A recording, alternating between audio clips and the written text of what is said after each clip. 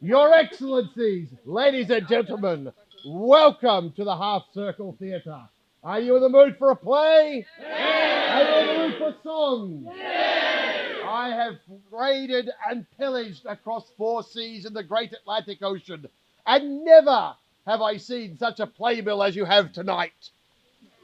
Our first act, a well-known and loved act, Lord Lovell's Players, present a most excellent and highly abridged epistolary Caribbean adventures of Bartholomew Baskin and Katherine Kerr, involving sea monsters, clever mechanicals, pirates, kidnapping, misunderstandings.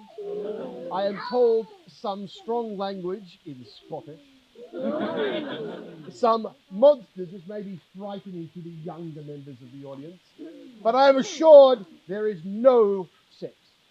However, including in the audience, there are misunderstandings and much in the way of alarms and daring-do. For the most excellent and highly abridged Caribbean adventures of Bartholomew Baskin and Katherine Kerr. Sit right back and you hear a tale of a fateful trip that started from the Crescent Isles aboard a tiny ship.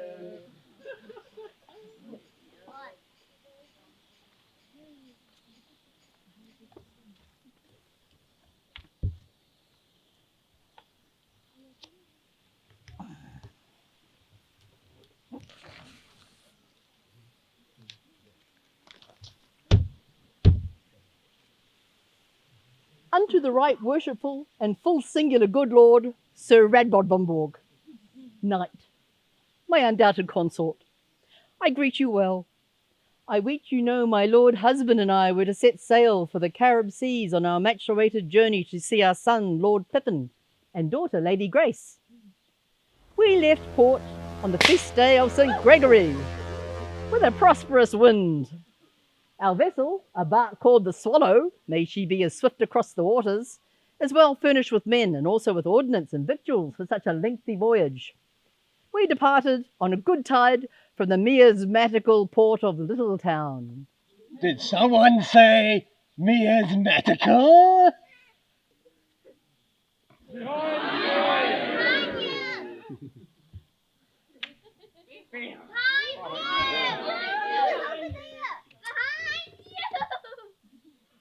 Though our leaving was not without some dire portents.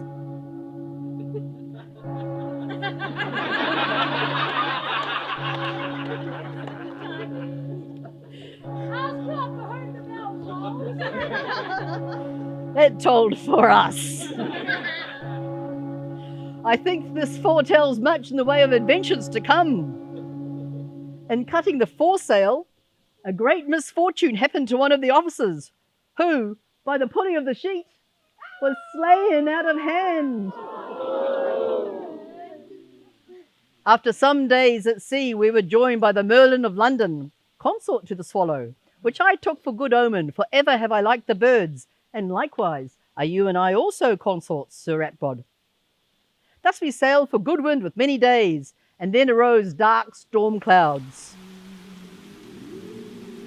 Heavy, black, and pendulous. Near Cabo de Hornos, we ran into a great storm, which saw us lose the company of the Merlin within the mighty waves, and truly our ship was sore beaten until we found safe harbour and rode out the storm. Next day but one, the Merlin came to us again, and there was much rejoicing. The Merlin was given some pieces of ordnance for their welcome, in line with the courtesy of the sea. But the Merlin's men had no mirth to last, for by misfortune of fire, the powder in the gunner's room was set alight.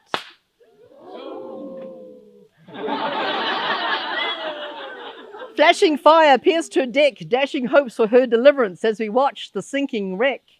with the smoke and fire clearing over waves with graves and turdens slowly disappearing. Farewell, little Merlin. Some days after, our ship's pilot brought us within sight of a great bay which he said was termed the January Lagoon for the month when it was first found. The French have a fort there named for that heretic Frenchman, Coligny, but I can forgive it at that much, for it supplied us with food and water and, oh, most blessedly, a hot bath.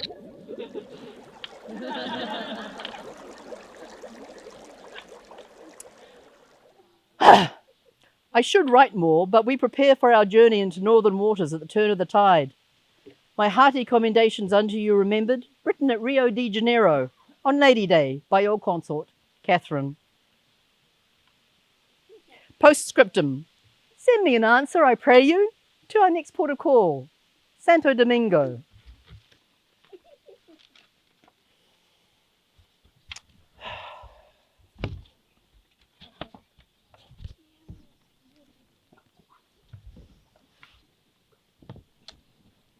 Captain's log. Latitude 22.47 south. Wednesday. About 2 o'clock we set sail from Fort Coligny upon the flood, northeast by east. The wind then slackened and we were beset by cloudy weather and fog. And from out of the mist came many vasty arms, the length of our vessel's mast, and a great many hooks, and nasty big pointy teeth, that which dragged some of our company screaming over the side to their doom. And were it not for the pilot directing our course into shallow water, we would have all perished. At night, we sounded to keep to the shoals. Captain's log, latitude 1073 north, Friday. When making soundings, we found we sailed in fresh water. The huge river in these parts runneth so fast it brings its sweetness far out to sea. It is named for the Amazon women of old, so there was little surprise to find a strange woman in the waves, a crown on her head with long hands and soft hair and bare duckies. But from the waist down, she resembled a fish with 2 tails. She was a Melusine, said by some to have spawned the troublesome old households of the Lusignanians, the Plantagenets, and Attica. We beset the siren with our nets, but could not take her. But she cast to us a narrow jug, wherein we found a dark elixir of great potency, which drove away lethargy and brought manly vigour to the body. Blessings on her. Baskin, order for Baskin, ristretto long, 4 shots of Splendor, 3 of caramel, cream, shaken not stirred. Baskin, have a nice day. Captain's log, latitude 1848 north, Tuesday. We have re-victualled in Santo Domingo. Catherine hath spent much time ashore, but I thought it best to remain aboard, being an Englishman without Spanish friends. We weighed anchor about 2 o'clock and continued along the south side of the island, and then turned our ship south to visit the burned ruins of Santa Maria del Darien, where plague has taken all the residents.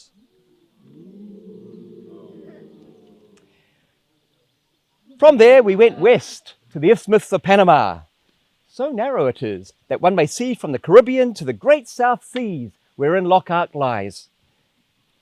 The mule trains, bringing silver from the new town of Panama to Nombre de Dios, pass along huge lakes and rivers deep enough to take a large vessel. Someone should build a canal there. Captain's log, latitude, I know not, heading wherever. I think it's Thursday. We are subject to much rain and fog, no sun to be seen.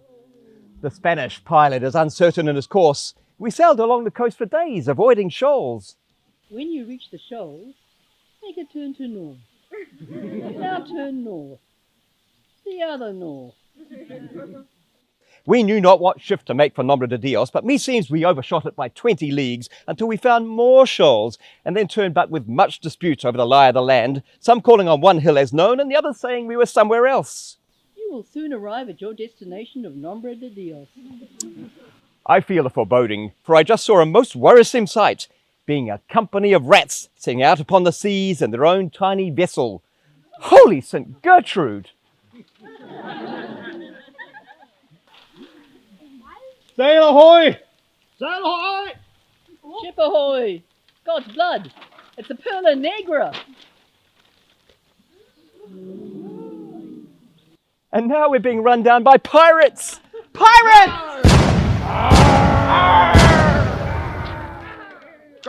Scribe! I need another ransom letter.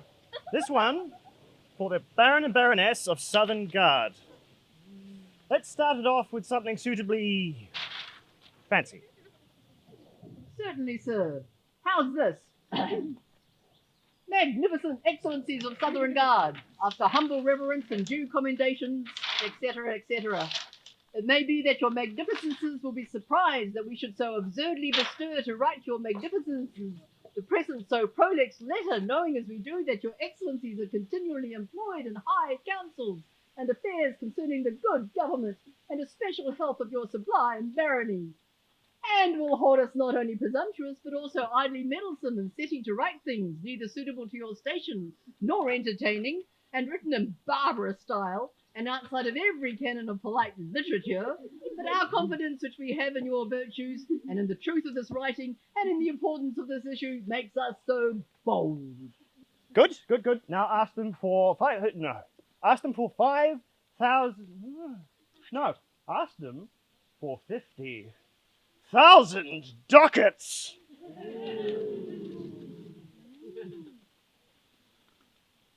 Make it so, scribe. 50,000 ducats, sir. Are you sure, sir? Tell them we have their people, and we want 50,000 smackaroonies, or they'll never see them again. The chief cause which moved us to write was to inform you that on the feast day of St. Joseph, the Baskin Kerrs fell into our hands. Within the Caribbean waters we patrol for our sovereign lord. Although the capture of these gentles are in no way equivalent to the capture of a king or prince or an individual of noble lineage, we hold, according to the laws within our letter of marque, to offer to release them unscathed for the payment of 50,000 ducats, or equivalent, in fulfillment of all conditions thereby. Good. Remember the bit about paying quickly. We therefore advise you to accede to our demands consistent with preserving the freedom and integrity of the lord and lady and their party, to achieve everything which could be achieved, and to establish a good peace and see the ransom paid. We expect you to use all your efforts to this end. Whereupon, for obtaining the negotiation pursuant to the payment, we await the arrival of your missive agreeing to the aforesaid terms, not making any exception of excuse of the shortness of time or otherwise. Good, scribe. Finish it off. It's getting rather long. Consider, we beseech you, what is owed to us. Pay heed to what we demand, and this letter we, with a brief ending, we conclude. Farewell. Right. Signum Juan de Gorium, Capitano e Corsario de Carib. Over here, my lord. Nah! My errant writing board. There you go. Again, scribe my name. Juan de Gorion, Capitano e Corsario de Carib. For those of you who speak the English tongue, John Sparrow, Aka, Jack.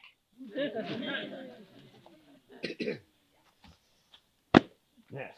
Scribe, how many dudes are you going to write like this? Not many, if any, sir. Popular culture, people.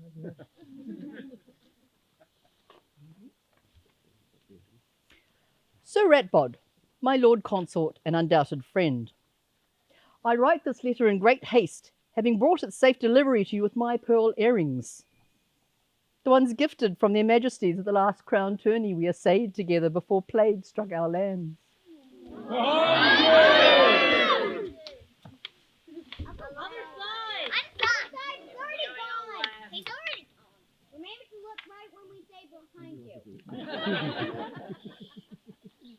I wonder that I have yet to hear from you regarding our own safe delivery from peril.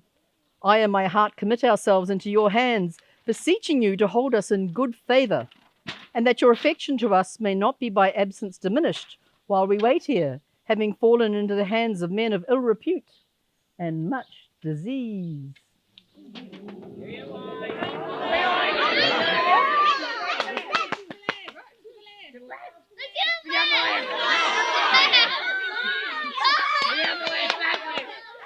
Off you go. The captain of this benighted vessel suffers greatly from what my countrymen call the Spanish pox, which the Spanish call the Neapolitan disease. And you may know it as the French disease, although I hear the French term it the German spots, for your countrymen's pains. But I'm sure you know it not.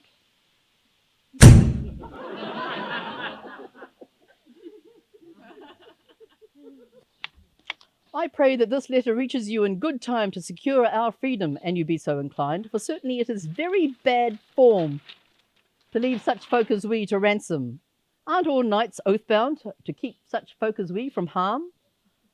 I have continued in miserable confinement now, 1 week and 2 days, with want of air to relieve my body, want of good books to relieve my mind, want of good company by that of my husband, and finally want of a just cause why I should be held at all, as does not the ancient law state it is an unworthy thing to imprison either old men taking no part in wars, as is my husband, or women in innocence, to which I count myself among.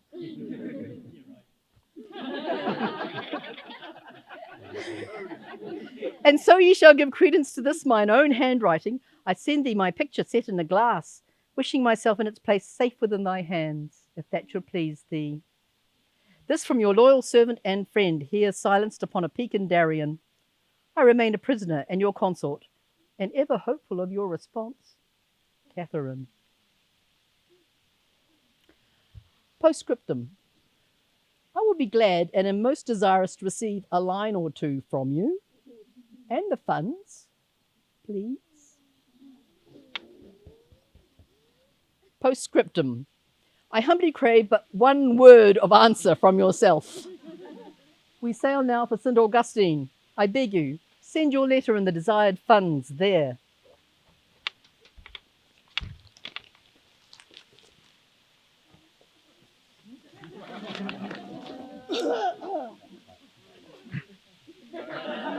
Why am I playing this part? Because, unlike some ratbots I know, I can speak with a German accent.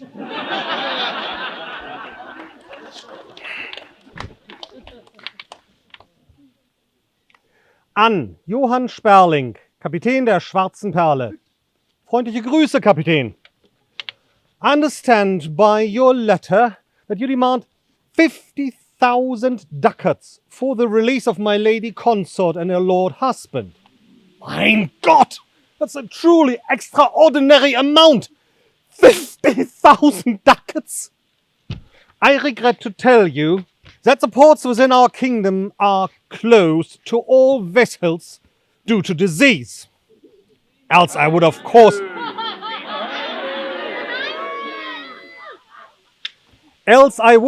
have taken ship at once to offer aid and comfort to my Begleiterin. It pains me to confess that I am currently in strained circumstances, as the tournament circuit has been closed due to disease, and this has placed great strain on my ability to gain prizes and ransoms of my own.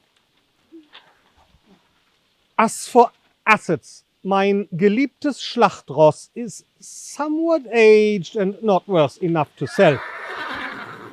Mein Schloss has been repossessed by the Bank of Augsburg, der Fuckers. And thus I'm but a landloser Ritter. If I were king, such a ransom would be easy to meet. Perhaps, mein Freund, you would consider releasing those two on understanding that if I were at some point to take the throne, I would undertake to remit double the amount you demand. After all, it pays to have friends in other courts, not just the Habsburgs. If that appeals not, you should know that my consort is a woman of independent means and huge honor, Both attractive qualities that may be relied upon, hence the current bond between us. I can assure you that the good lady can be trusted to be safely released on her own recognizance to arrange such payments as she may. I leave this in your hands and wait to see what God wills. Radbot von Borg, Ritter der Hand mich runter.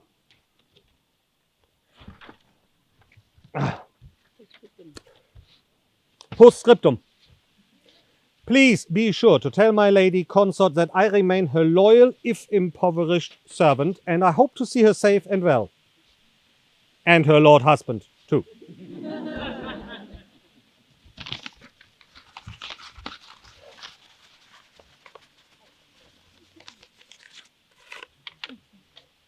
$50,000 Ducats? Mein Gott!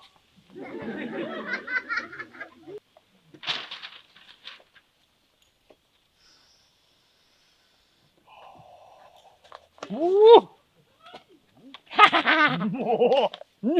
Woo! No, no, no!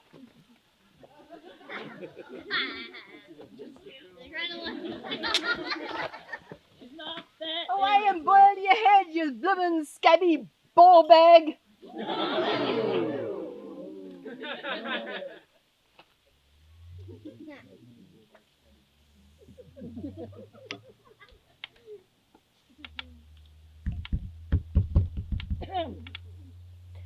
To Ratbot from the Lady Kerr. Sir, Elgorian hath shown me a letter he said had come from you. I could not say if the addressing was in your true hand, having yet to see any example of your script.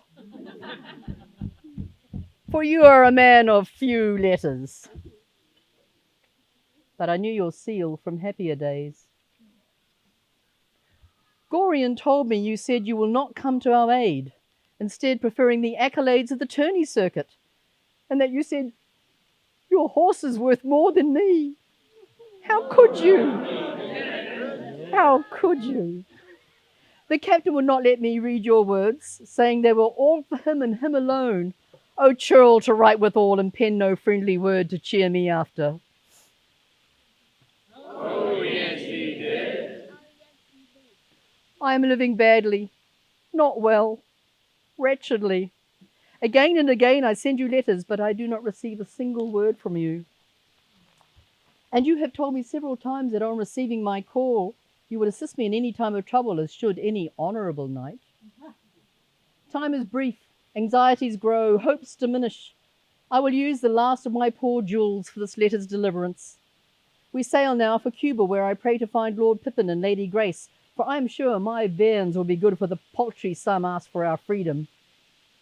I wonder at your lack, for it is but a quarter year's wages for a squire, and I wit you can maintain one of those. Your unhappy consort, Katherine. Sir Radbot, poor Catherine's out of luck. Sir Radbot, surely he's no smart. Postscriptum. A day has passed, and through fair winds we now rest within the safe walls of San Cristobal de la Habana, under the April sun in Cuba, from whence this letter has travelled. Although our ransom was not forthcoming from you, at which I much still marvel, I am pleased to tell you we have won our freedom through the help of others.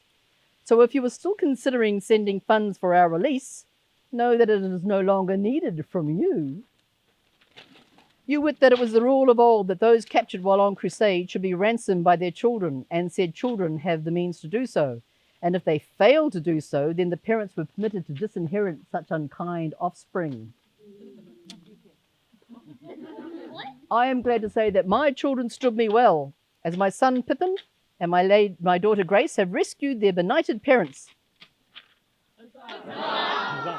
And with some wealth they have had earlier of me, and much guile, which they inherit from their sire, they succeed in paying the paltry 500 ducats demanded for our release.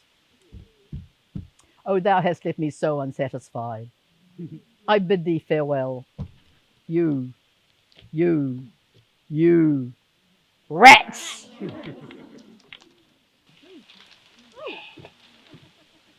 Why am I playing this part? Because there can be only one! Oh, as I read this letter, I just feel chest-thumping guilt. Why didn't I pay the ransom? Oh, why? 50,000 ducats! That's why! Where would I get that kind of cash? Besides, I ran out of mules. My hostler a shoe. I didn't have change for the hostler. I left my breastplate at the smithy. I lost my keys in the coffer. An old friend came in from out of town. Someone stole my panniers. Yes, I have friends. There was an earthquake. A terrible flood. Plague. Behind you! It wasn't my fault. I swear to God. Hey. She paid 500 ducats. Catherine, there's been a huge mistake!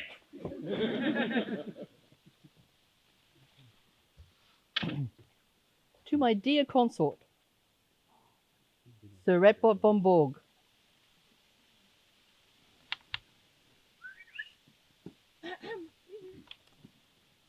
Baron to the court of Lockhart. Quandan champion and Lord of Lockhart. Companion of the orders of the Golden Tear, the Golden and Knotted Sword. Ow. Sorry. Very difficult to do. And the Red Ribbon. Where's that? That's that thing. And most importantly of all, the Order of the Rowan.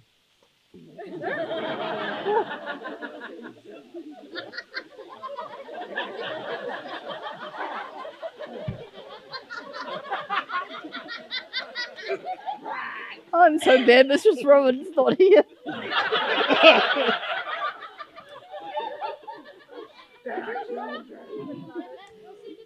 Off you go. Give this of whom, from the bottom of my heart, I ask forgiveness for all the wrongs I have thought of thee. Dear my Lord Consort, please accept the poor scribblings of a contrite, misled heart. My children hath now told me fully of the negotiations for our ransom. I confess wholeheartedly that I have done thee a great wrong in railing against thee for failing to pay a ransom I know now to have been far beyond thy means. I am mortified to learn that Gorion had asked 50,000 ducats for us, and I think it small wonder you demurred at such an amount. Know that we gained our release for but 500 ducats. It was this much less burdensome amount I thought you had stuck fast upon, and thus I marvelled at such fiscal intransigence. I gather you did not ken it is common custom for such villainous men to ask for the world and accept but a pebble. I admit I was rash to believe Gorion's report of your words. How could I have thought that you, a member of the Order of the Rowan, would be so unchivalrous and speak so harshly of me? We now leave these plague-infested islands to return to the safety of the Crescent Isles of fair Lockhart, where I hope once more to stand at your side. I hope once more to be able to stand at your side as you take to the field for the Crown Tournament. There will be much to discuss in preparation for our travels together to the continent, and the Crown Tournament that we shall contest there. But I trust that when next we meet, you will be well set to undertake that challenge with me. Your unworthiest servant, except your accepting, would mend her. Catherine. Knock, knock. Who's there? Death! Death!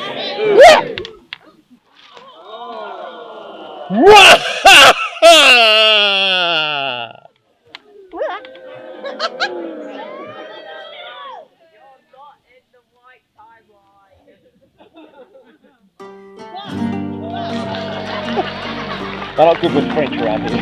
Right.